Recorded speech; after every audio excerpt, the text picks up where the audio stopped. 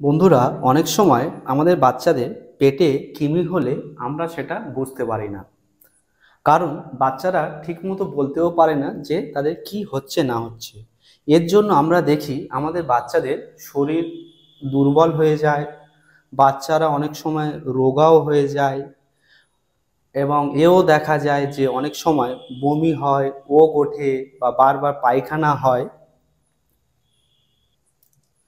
এবং প্রায় সময় বলে মলদ্বারে চুলকাচ্ছে, মলদ্বারে কিরকম হচ্ছে। এর জন্য বন্ধুরা, এর জন্য বাচ্চাদের যে সবচেয়ে বেশি যে সমস্যাটা হয় সেটা হলো বাচ্চাদের শরীর দুর্বল হয়ে যাওয়া ও অতিরিক্ত রোগা হয়ে যাওয়া। তাই আজকের এই ভিডিওতে আমি আপনাদেরকে বাচ্চাদের কৃমির সিরাপ এর নাম বলে দেব ও খাওয়ার সঠিক নিয়ম বলে দেব, যাতে আর আপনাদের বাচ্চাদের কৃমি হলেও আপনারা ঠিকই বুঝতে পারবেন ও কৃমি হলে কি সিরাপ খাওয়াবেন সেটাও জানতে পারবেন। চলুন তাহলে শুরু করা যাক আজকের এই ভিডিও। বন্ধুরা, আমরা যদি জানি যে বাচ্চাদের কৃমি হলে বাচ্চারা ঠিকঠাক মতো বলতে পারে না, এর জন্য আমরা যখনই দেখব যে বাচ্চারা বলছে যে মলদ্বারে বারবার চুলকাচ্ছে বা মলদ্বারে বারবার হাত দিচ্ছে বা বাচ্চারা রোগা হয়ে যাচ্ছে বা কিছু খেতে চাইছে না বা কিছু খাওয়ানোর পরে ওক তুলছে বা বমি করছে, তখনই আমরা ভাববো বাচ্চাদের একটু কৃমির সিরাপ খাওয়াতে হবে। আর কৃমির সিরাপ খাওয়ার যদি আমরা ভালো সময় যেটা জানি সেটা হলো বন্ধুরা, শীতের শুরুতে কৃমির সিরাপ বা ট্যাবলেট খাওয়ানো ভালো। কেননা গরমে কৃমির সিরাপ বা ট্যাবলেট খাওয়ানো ততটা ভালো না যতটা শীতে ভালো হয়। তাই আমরা চাইলে শীতের শুরুতে ট্যাবলেটটি খাওয়াতে পারবো বা সিরাপটি খাওয়াতে পারবো, বা এমনি গরমের সময় যদি দেখি যখন ওয়েদার ঠান্ডা থাকবে বা যখন বৃষ্টি হবে বা বর্ষাকালে, তখন আমরা এই কৃমির ট্যাবলেট বা সিরাপ খাওয়াতে পারবো। চলুন তাহলে দেখি আমাদের বাচ্চাদেরকে যদি পেটে কৃমি হয় তাহলে আমাদের কি সিরাপ খাওয়াতে হবে। সবচেয়ে প্রথমে যদি সিরাপটা দেখি সেটা হলো নরম সিরাপ। তারপরে যদি আরও একটি সিরাপ দেখি, জেন্টেল সিরাপ। এই সিরাপ দুটি আপনারা অনেকে চেনেন বা নাম শুনেছেন বা এর আগে খাইয়েছেন। তো এটা খাওয়ানোর সঠিক নিয়মটা যদি আমরা দেখি, এটা কিন্তু সিঙ্গেল ডোজ প্যাক।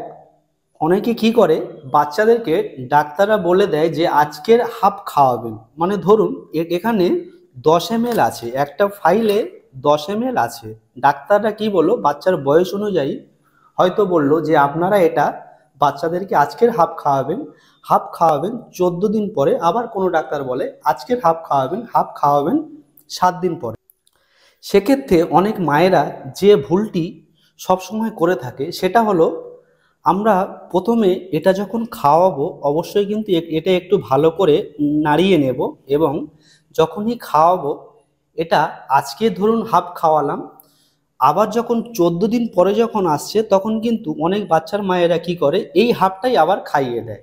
এখানেই আমাদের এই ভুলটি থেকে যায় বা এই ভুলটি আমাদের হয়ে যায়। কারণ এটা সিল কাটার পরে এর যে অ্যাকশান বা যে কার্যকরী বা যে কাজের ক্ষমতাটা, সেটা কিন্তু এ অনেকটা হারিয়ে ফেলে।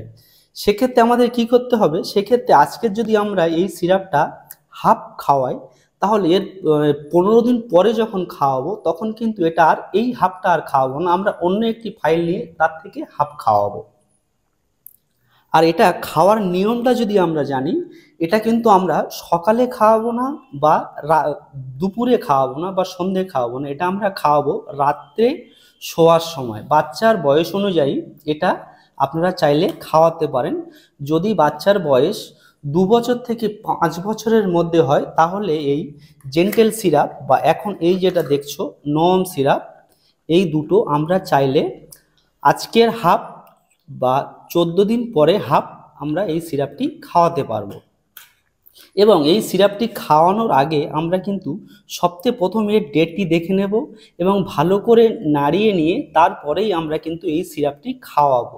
তাহলে আমরা জানলাম 2 বছর থেকে 5 বছর বয়স পর্যন্ত। এবার যদি বাচ্চার বয়স যদি 5 বছর থেকে 8 বছর বা 10 বছর পর্যন্ত হয়, সেক্ষেত্রে কিন্তু অনেক ডক্টররা এই সিরাপটি পুরো খেতে বলে, পুরো বলতে পুরো 10 ml খেতে বলে, অথবা এই সেম জিনিসের ট্যাবলেট আছে যেটাকে ডাক্তাররা হাফ খেতে বলে।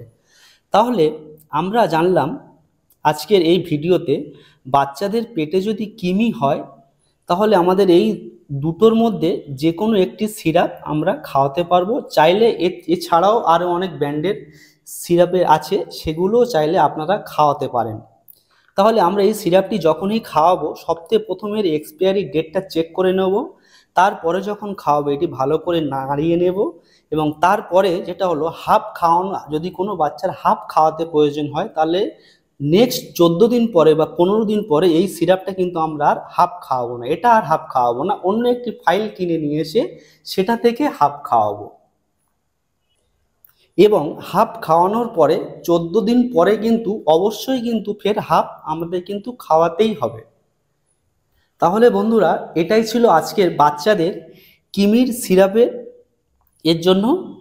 আর আমরা যদি এবার বড়দের জন্য যদি কৃমির দেখি কিছু, তাহলে বড়দের জন্য বড়রা চাইলে এই দুটি ট্যাবলেটের মধ্যে একটি ট্যাবলেট খেতে পারে। এই দুটির মধ্যে একটি নাম হলো জেন্টেল ট্যাবলেট, যেমন এই জিনিসটারই এটা ট্যাবলেট, জেন্টেল ট্যাবলেট। আর আরও একটা হলো নম ট্যাবলেট, এটা যেমন সিরাপ, এটাও ঠিক তার সেম জিনিসের ট্যাবলেট। যদি প্রাপ্তবয়স্ক যদি কেউ খায় তাহলে এই ট্যাবলেটটি তাদেরকে খেতে হবে রাতে চিবিয়ে খেতে হবে। অনেকে কি করে এই ট্যাবলেটটি জল দিয়ে গিলে নেয়, গিলে নিলে কিন্তু হবে না বন্ধুরা, এই ট্যাবলেটটি চিবিয়ে খেয়ে আমাদেরকে জল খেয়ে নিতে হবে। এবং বাচ্চাদের মতোই সেম ডোজ, এটা আবার অনেক ডাক্তার বলে আজকের একটা খেতে বা 1 সপ্তাহ পরে খেতে, বা আজকের একটা খেতে 14 বা 15 দিন পরে আবার একটা খেতে। তাহলে আজকের ভিডিওতে আমরা জানলাম বাচ্চাদের বা বড়দের পেটে যদি কৃমি হয় তাহলে আমাদেরকে কি সিরাপ বা কি ট্যাবলেট আমাদেরকে খেতে হবে। এবং এখানে একটি কথা আমি আপনাদেরকে বলে রাখবো, বাচ্চাদের যখনই কৃমির সিরাপ খাওয়াবেন তার ঠিক 2 দিন বা 1 দিন পর থেকে একটু ভিটামিন সিরাপ খাওয়াবেন, তাহলে কি হয় বাচ্চার শরীরটা গ্রো করতে সুবিধা হয়। তাহলে এটাই ছিল বন্ধুরা আজকের ভিডিও। আর ভিডিওটি যদি ভালো লেগে থাকে তাহলে একটি লাইক অবশ্যই করবেন, আর চ্যানেলে যদি নতুন হয়ে থাকেন তাহলে চ্যানেলটিকে অবশ্যই সাবস্ক্রাইব করে নেবেন। তাহলে দেখা হচ্ছে বন্ধুরা পরের নতুন একটি ভিডিওতে। ভালো থাকবেন, সুস্থ থাকবেন।